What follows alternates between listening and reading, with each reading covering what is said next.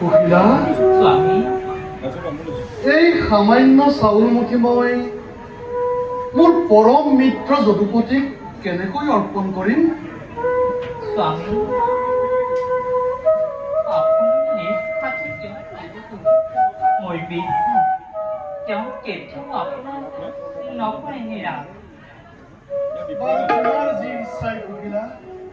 বাৰু মই যাওঁ দ্বাৰকা নগৰে, তুমিও যোৱা সন্তানৰ কাষে।